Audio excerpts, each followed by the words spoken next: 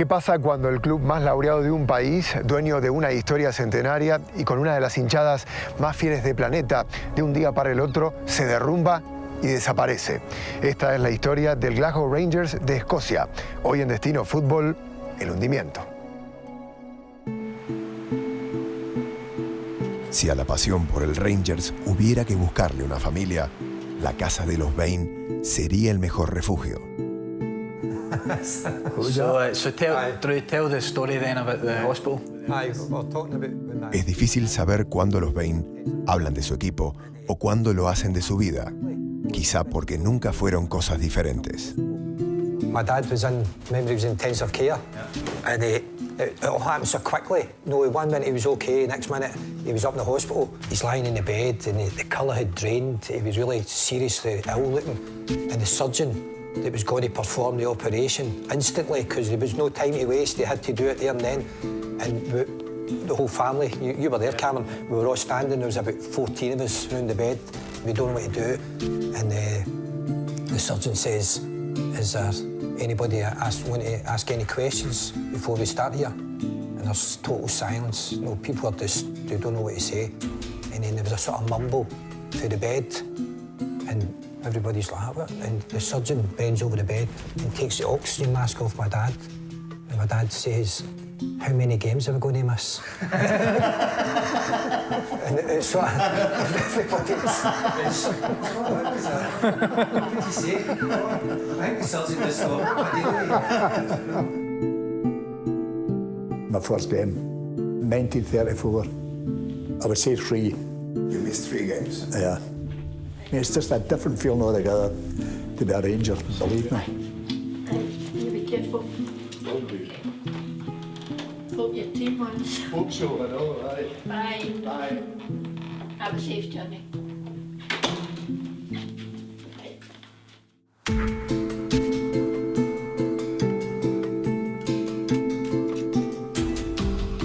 I've been going to see Rangers since I was 4-year-old with my father, so 37 years ago.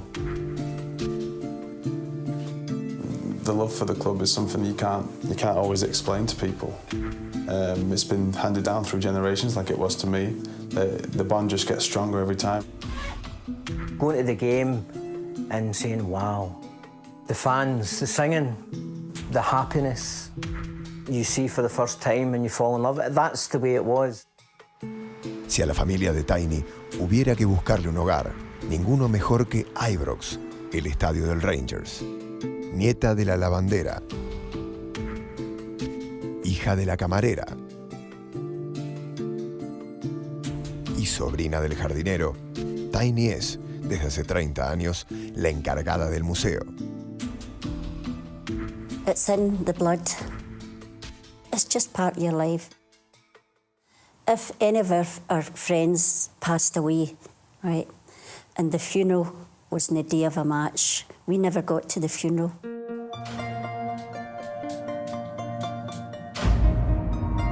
Welcome to Rangers Trophy Room. It's fantastic here. In the back wall, we have 54 league flags. It's the most a club has ever won. In 1988, we won 9 league trophies in a row. This has never been done by any other club other than Rangers Football Club. Our history, our tradition, our heritage.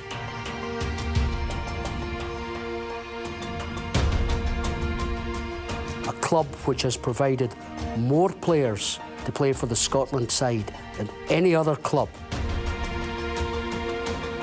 It's just a massive club. I mean, you know, you look at the amount of people who go to the games. I suppose that's the biggest way to judge it.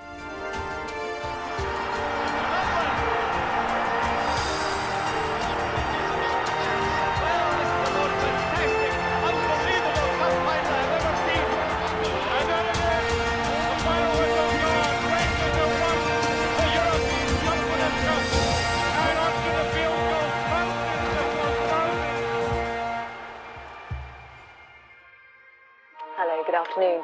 Rangers Football Club has announced it's gone into administration following an unsuccessful revealed legal it could face disputed tax bills and penalties of up to £75 million. The club cannot pay. Within 10 days, administrators will move in to run Rangers, who will be deducted 10 league points. El club pasa a ser gestionado por un administrador judicial. Está en concurso de acreedores. La orden es clara: acabar con la deuda. Algo que solo puede conseguirse de una forma: vendiendo. Así que los jugadores, las instalaciones y el estadio están en venta. Todo el Rangers está en venta. I think that went on for about 2 or 3 weeks of uncertainty, and people start getting nervous and what's going to happen. The wages hadn't been paid, players had taken reductions in salary. Oh dear me, it was very, very tough, very tough. Ali McCoy's, the manager, was managing for no pay. In terms of the running of the football club and what was happening to the football club, it was an absolute disaster. He was trying to deal with players, he was trying to get a team out in the field, he was trying to do all the press, you know, basically, and it was hard. It must have been absolutely incredibly hard for him. Oh, a psychologist, a psychiatrist, a mathematician, a banker, you name it, you name it. Oh dear me. Every week was something worse, something worse, something worse. The administrator who was controlling the club was selling players. 28 players left Rangers.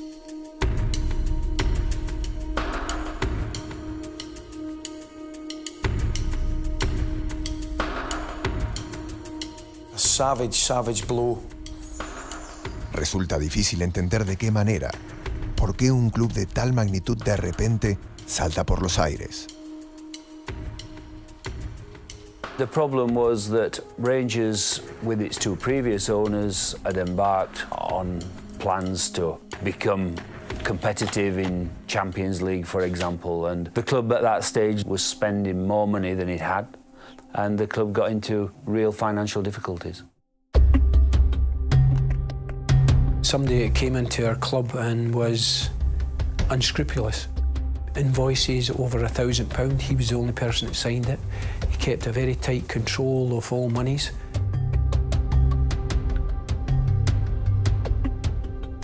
Craig White allowed the club to not pay taxes. That resulted in a catastrophic consequence and series of events. Revenue and Customs' decision to refuse a CBA deal makes the company's liquidation inevitable. Rangers is fighting for its very existence. I think I was in here when it came through. I just got into the car and turned the radio on. There was a special report. It came through on TV. Rangers will go into liquidation after the taxman rejected a deal over the club's debt.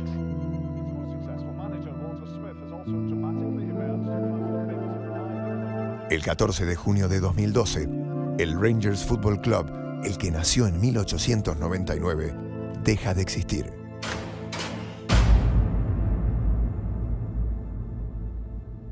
Never dreamt it would happen, honest, I really did. And I can't get over the fact that it has happened. Of course, it wasn't a bad dream, it was reality. My hand up to God, I'll never forgive him for it. I was heartbroken, to be quite honest with you. I had never felt like that in Ibrox. Ever, ever, ever. I feel right down. I mean, down isn't the word for it. I feel depressed.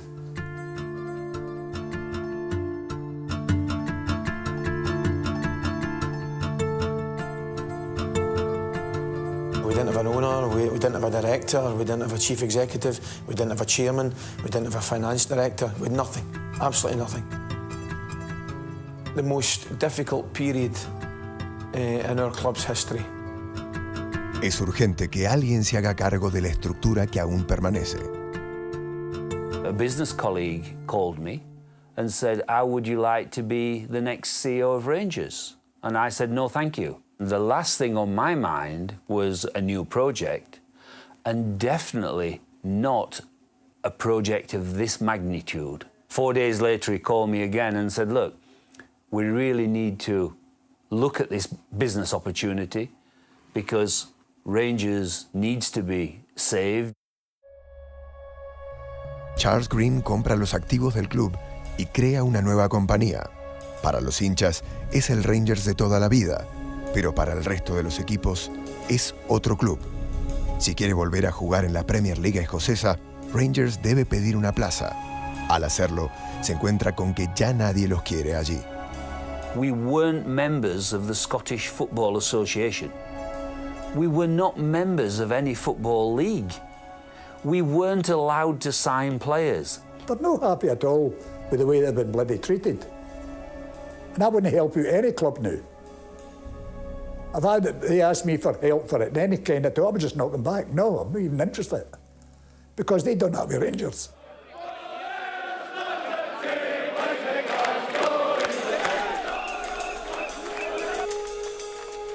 The main protest was at Hampden, and there were 10,000 Rangers supporters marched to protest against the Scottish Football Association.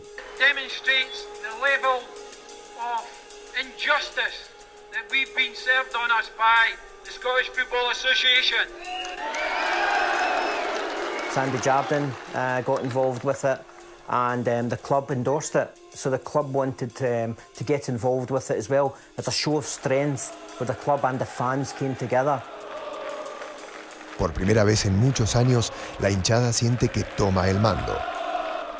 Falta algo muy importante por decidir. The fans' representatives came to me in my office here and said, Mr. Green, we would like, with your permission, to ask fans what league they would like to play in. Were we going to go stay in the SPL? Were we going to go down to the first division? Would we go to the third division? Or maybe we get stopped completely? And the fans here said, let us vote, let us decide.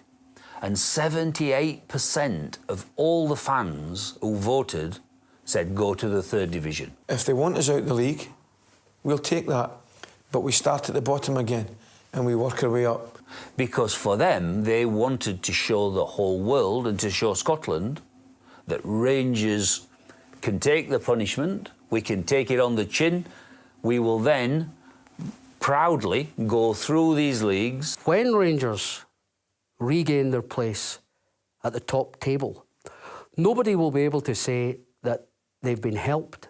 Rangers will have been clean, they will have cleansed themselves, and they will have a tremendous authority. Right, we'll start at the very bottom. We know it's going to be a long, hard road, but let's go. Es en ese momento cuando el club se entrega a sus dos pilares, los más importantes, quienes en tiempo de huida decidieron quedarse.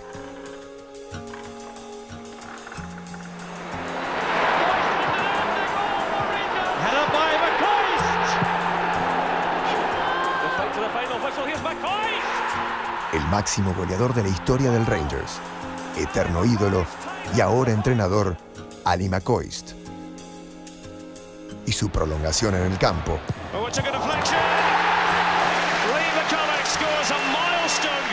El gran capitán, Lee McCulloch.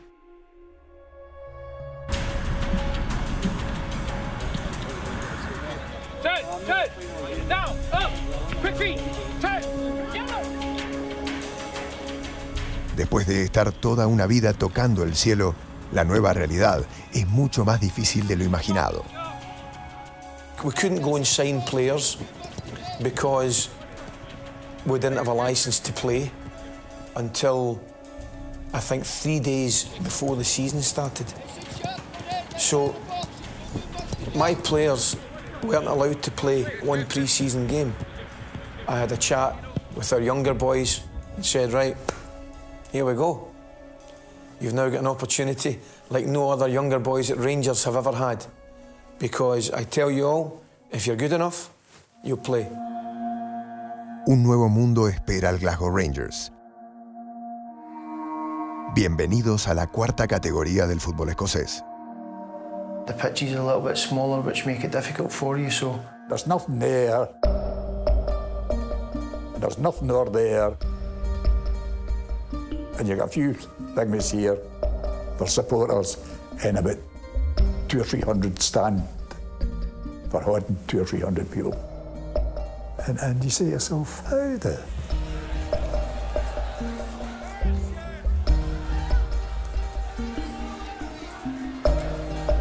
I told them that, they're all killing themselves laughing. He says, the back row, I says, aye, road B. That was the back row. Road B, 1, 2, 3, 4. Back row.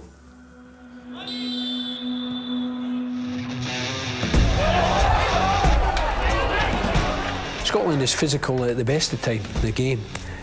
But when you go to the third division, it's a lot more physical. To enjoy the journey now. And the referee, Mike Tumblety, got his... Oh, it's different. It's different.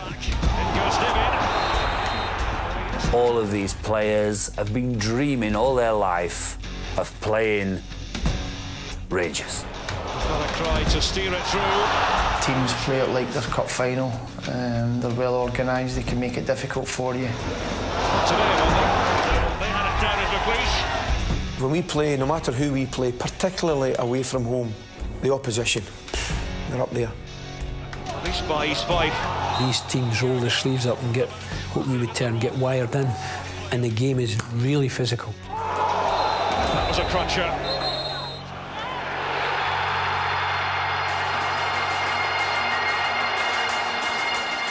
Jugar en la cuarta categoría guarda algo mucho más doloroso que las patadas. La liga escocesa se queda sin el derby de Glasgow.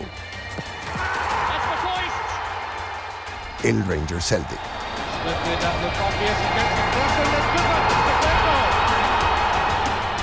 The hairs in the back of your neck stand up when you're watching the Rangers Celtic game.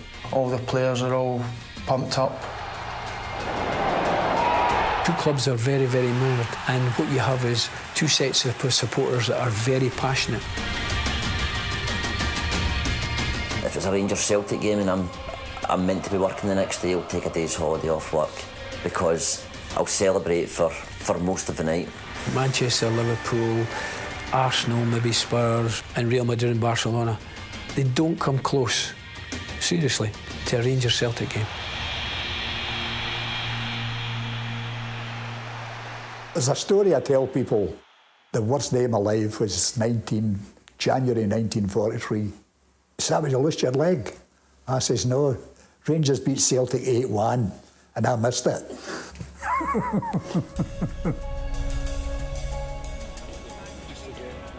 ¿Y el Celtic? ¿Qué piensa una hinchada que de repente se ha quedado sin rival? Other Celtic supporters celebrated the fact that their enemy was having such difficulty and that they may actually go out of business. What they did wasn't ethical. And if they've not paid their taxes, they have to take the punishment. They are where they should be because they did wrong. If you spend money you do not have, if you do not pay your taxes, then you have to pay the price. The price on this occasion is that Rangers, as a business, has gone bust.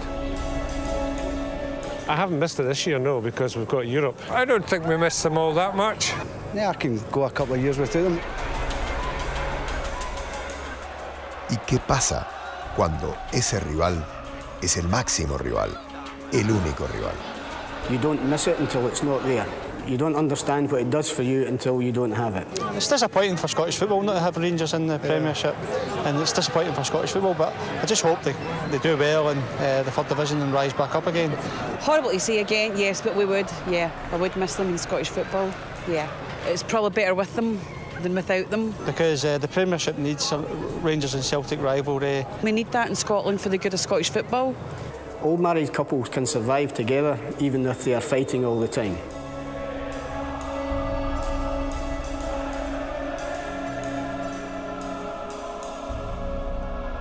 I think the league is not as exciting anymore. I think Celtic will win the league convincingly.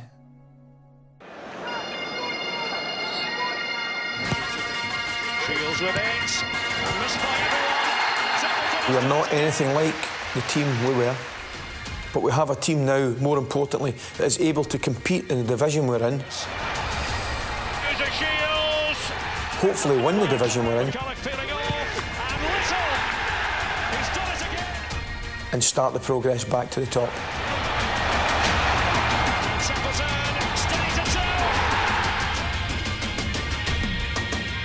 I know it's hard playing in the 3rd division, but we're still here. El seguidor del Rangers recupera parte del orgullo herido cuando su equipo juega en casa, cuando la hinchada llena a Ibrox, cuando la 4ª categoría se disfraza de primera.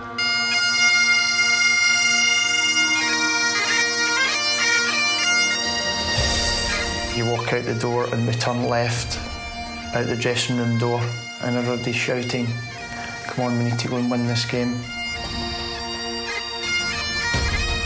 You could smell the tension.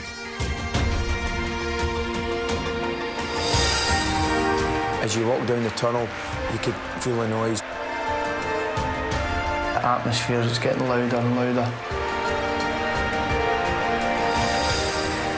And the hairs in the back of your neck, you know, would stand on end.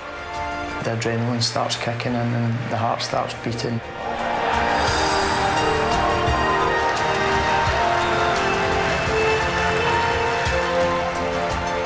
The proudness that comes out, how proud it is to be walking out in front of all the fans.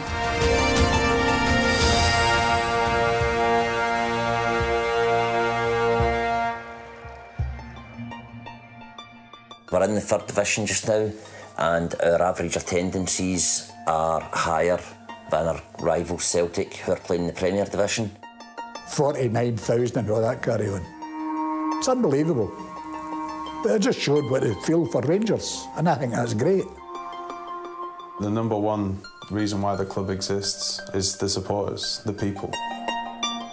We're here, we're staying here, we're not going anywhere because we are the Rangers. Rangers will never die.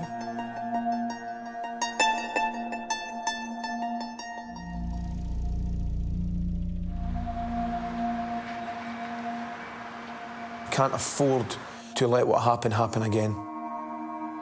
One of the things that has been learned is never to allow anybody to achieve that kind of control over Rangers again.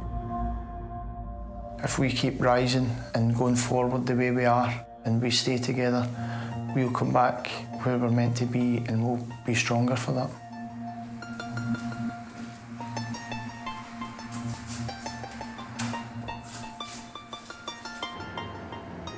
Puede que lo más difícil de un largo viaje sea precisamente lo que ha hecho el Rangers, empezarlo. Un camino que, aunque incómodo, tiene la certeza de que ahora sí va en la dirección correcta.